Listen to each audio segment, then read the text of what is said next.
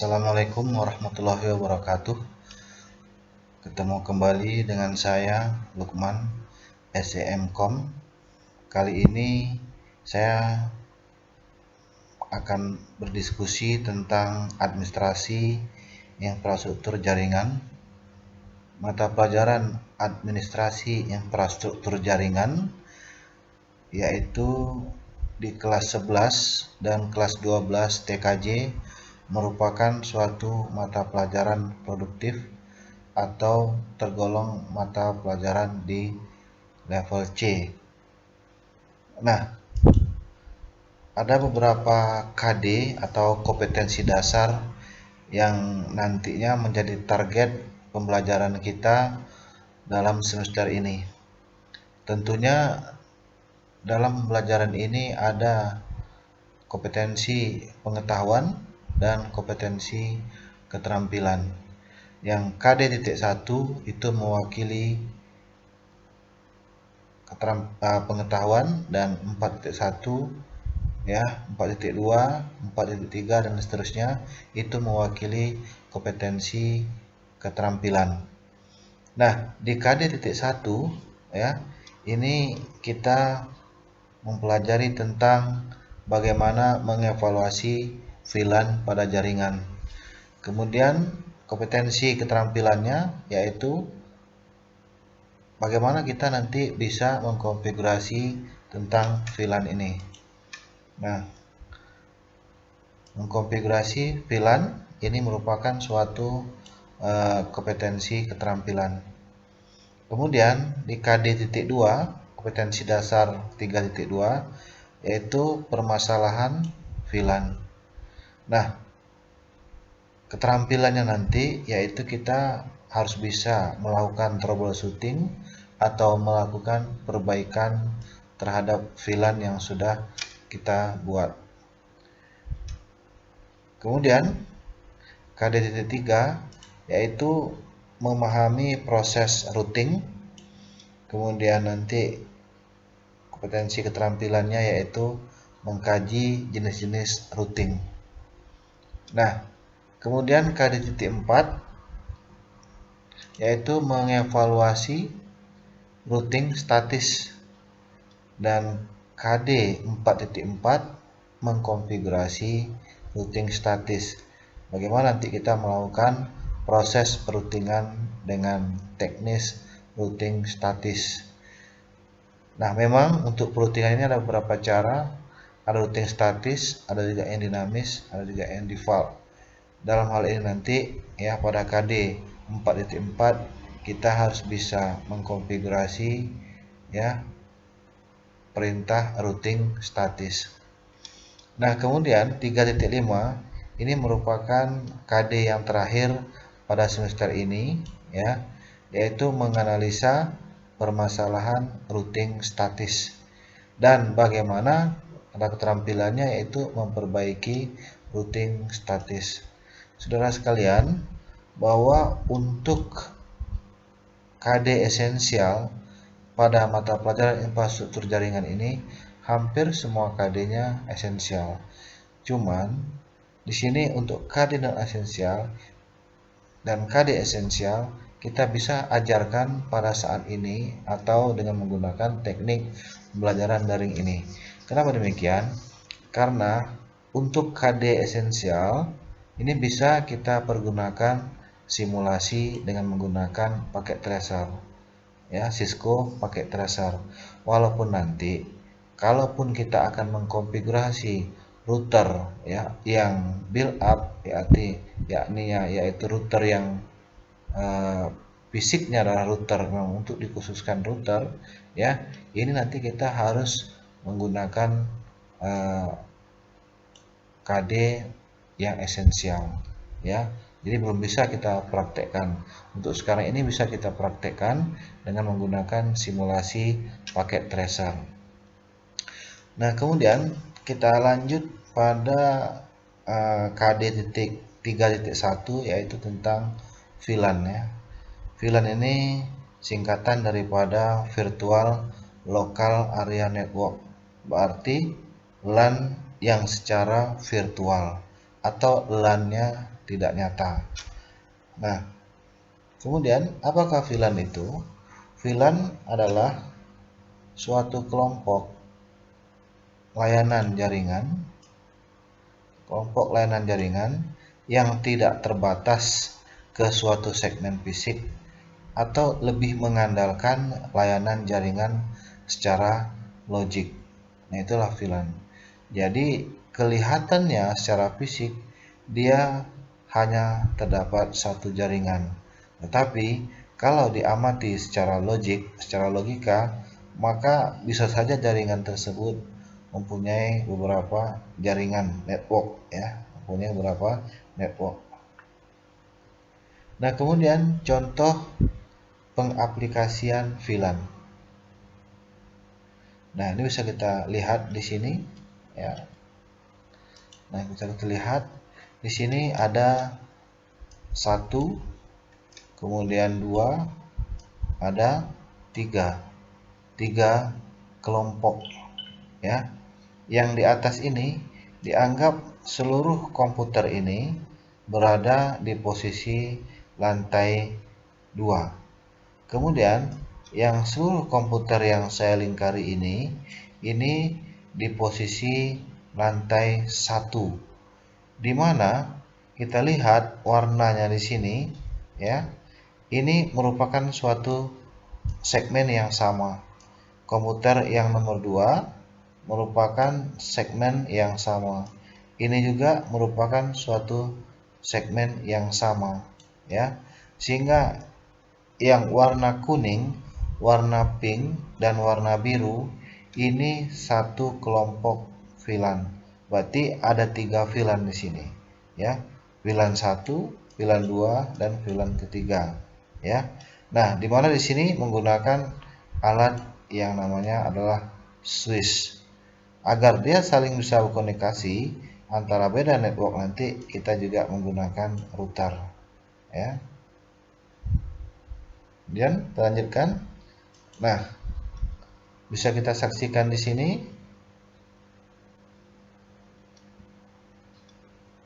ya. Nah, di sini ada VLAN yang pertama, kita kasih namanya adalah engineering, ya. VLAN yang kedua kita kasih namanya marketing, dan VLAN yang ketiga kita kasih namanya adalah accounting. Ini berada di lantai 2, ini berada di lantai 1. Nah, di mana lantai 3, lantai 2, dan lantai 1. Di mana server ini terletak di posisi lantai 3 semuanya, ya, posisi lantai 3 semuanya. Ini satu segmen VLAN ini mempunyai satu server. Misalnya VLAN engineering, dia mempunyai satu server, yaitu server engineering. Marketing, satu VLAN ini dia punya server sendiri. Accounting juga mempunyai server sendiri. Masing-masing server ini bisa berkomunikasi, ya. Ini juga bisa berkomunikasi ke sini atau sebaliknya, ya, saling bisa komunikasi.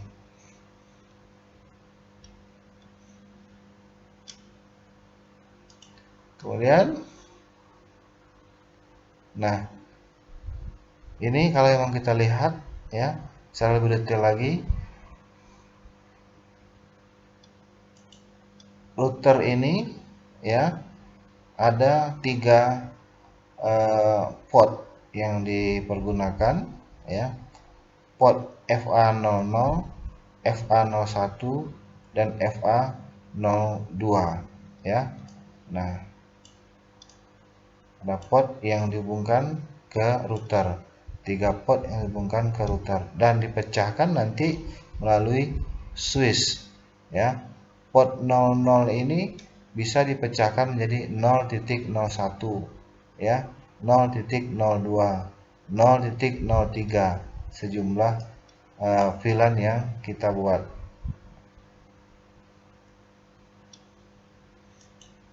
Kemudian kita lanjutkan beberapa keuntungan penggunaan VLAN, antara lain yang pertama adalah alasan security, ya. Dengan alasan security, yaitu keamanan data dari setiap divisi dapat dibuat tersendiri karena segmennya bisa dipisah secara logika, sehingga pada akhirnya lalu lintas data dapat dibatasi pada segmennya masing-masing.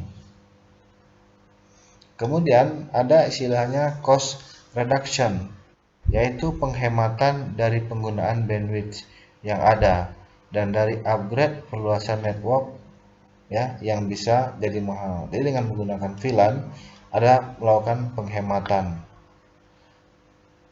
Kemudian higher performance, yaitu pembagian jaringan layer 2 ya ke dalam beberapa kelompok broadcast domain yang lebih kecil, yang tentunya nanti akan dapat mengurangi lalu lintas paket yang tidak dibutuhkan dalam jaringan. Karena untuk VLAN ini kita menggunakan switch ya, khususnya switch yang manageable yang dapat memfilter data-data ya, mana yang punya data paket yang dia terima dan mana paket data yang bukan dia terima. Selanjutnya adalah simple project or application management ya. Nah, simple project or application management menggabungkan beberapa pengguna jaringan dan peralatan jaringan untuk mendukung perusahaan dan menangani permasalahan kondisi geografis ya. Nah, kemudian keunggulan daripada VLAN yang lain atau keuntungan VLAN yang lain yaitu broadcast storm mitigation. Itu pembagian jaringan ke dalam VLAN-VLAN akan mengurangi banyaknya device yang berpartisipasi dalam pembuatan broadcast storm. Hal ini terjadinya karena adanya pembatasan broadcast domain ya. Nah, seperti apa yang domain ini ya? Domain itu kalau memang kita membuka suatu situs ya, ada titik yang di belakangnya itu misalnya .sch.id misalnya ya, ini disebut dengan domain. Kemudian .com ya, com berarti komersial. sch.id School Indonesia ya. Nah, jadi inilah disebut dengan domain. Nah, jadi pembatasan broadcast domainnya ya, itu salah satu fungsi utama dari penggunaan VLAN. Kemudian yang terakhir adalah improve IT staff efficiency, yaitu dengan menerapkan VLAN para teknisi nanti akan mempermudah ya, akan mudah berbagi dalam segmen yang sama ya. Nah, membutuhkan sumber daya yang dibutuhkan berbagi dalam segmen yang sama. Misalnya ada penggunaan printer sharing dalam satu segmen yang sama, itu bisa dipergunakan secara bersama-sama. Kemudian admin juga dapat melakukan beberapa hal dengan menerapkan VLAN ini. Yang pertama adalah dengan mudah memindahkan workstation pada LAN ya. Kemudian yang berikutnya adalah dengan mudah menambahkan workstation pada LAN dan dengan mudah merubah konfigurasi LAN, mengendalikan lalu lintas jaringan dan meningkatkan keamanan. Nah, itu salah satu hal keuntungan dari sisi admin ya. Kenapa? Sekarang kita bahas di sini. Kenapa admin dengan mudah memindahkan ya? Karena dalam satu segmen dia sama, berarti admin tidak perlu lagi merubahnya. Dia tinggal merubah, tinggal memindahkan, maka nanti ya konfigurasi VLAN yang sudah kita atur itu, portnya yang sudah kita kasih namanya di database VLAN nanti akan menyesuaikan dengan setelah yang kita lakukan pemindahan. Kemudian ada beberapa efek ya pada saat kita menerapkan VLAN pada switch ya. Yang pertama adalah switch dapat memelihara bridging tabel terpisah untuk setiap VLAN. Kemudian jika frame masuk pada port dalam VLAN 1, switch menjadi bridging tabel untuk VLAN 1. Begitu seterusnya ya. Untuk port dalam VLAN 2, switch mencari bridging tabel untuk ke VLAN 2. Ketika frame diterima, switch menambahkan alamat sumber ke bridging tabel. Jika alamat sumber tak dikenal, tujuan dicek. Jadi keputusan kemudian diteruskan dan dapat dibuat kembali. Ya, untuk mempelajari dan meneruskan pencarian pada tabel alamat untuk VLAN itu saja. Beberapa terminologi dalam VLAN. Yang pertama adalah VLAN data. VLAN data adalah VLAN yang dikonfigurasi hanya untuk membawa data-data digunakan oleh user, dipisahkan dengan lalu lintas data, suara, ataupun manajemen switch. Seringkali juga disebut dengan VLAN pengguna atau user VLAN. VLAN default. Semua port switch pada awalnya menjadi anggota VLAN default.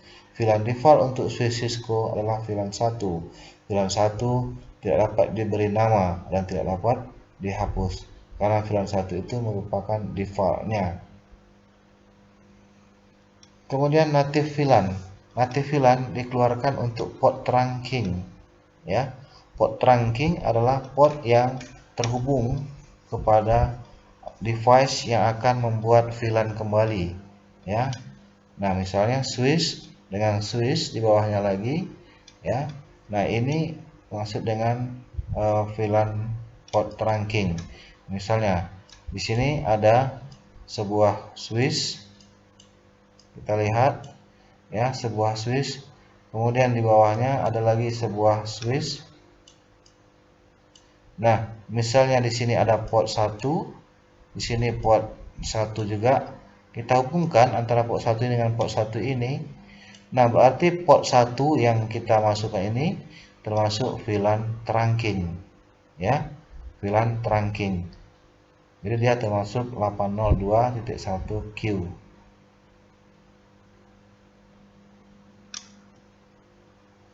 VLAN manajemen, ya, VLAN voice, nah VLAN operation. Nah, anggota VLAN, membership atau status VLAN disebut port based dan port centric, ya, untuk membership VLAN. Ketika alat masuk jaringan, alat secara otomatis diasumsikan keanggotaan VLAN pada port yang terpasang. Nah, itu tadi yang saya sebutkan adalah mempermudah daripada teknisi atau admin ya, di sisi admin jika memindahkan device yang pada port tersebut.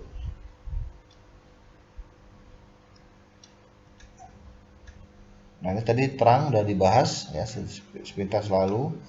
Terang adalah koneksi fisik dan logis antara dua switch atau ke perangkat jaringan lain seperti router melalui network trafik yang sedang berjalan.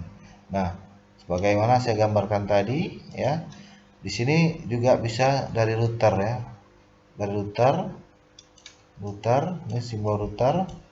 Kemudian di sini ada sebuah switch, kita lihat ada sebuah switch seperti ini.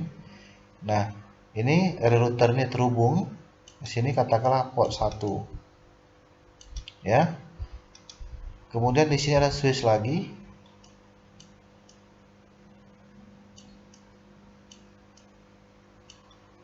Ya, terhubung lagi port 2, nomor 2. Nah, berarti di switch A ini, switch A, ini switch B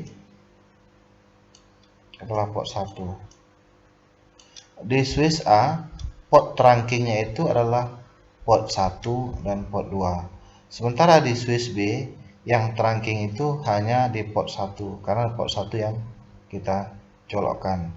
Seandainya ada lagi sebuah switch lagi di sini yang terhubung seperti ini. Katakanlah di sini port 2, sini port 1, ini adalah C, maka switch B mempunyai dua VLAN trunking, yaitu port 1 dan port 2. Sementara di switch C hanya mempunyai satu port trunking karena terhubung langsung ke sini. Ya, komponen ini terhubung ke komponen ini. Ya, device ini terhubung ke device yang ini. Nah, inilah yang disebut dengan trunking.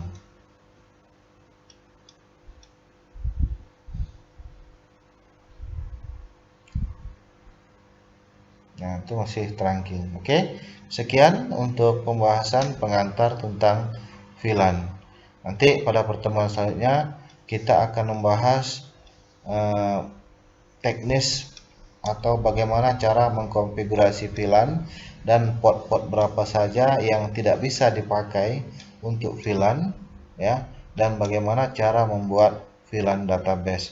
Demikian dari saya, Lukman. Assalamualaikum warahmatullahi wabarakatuh.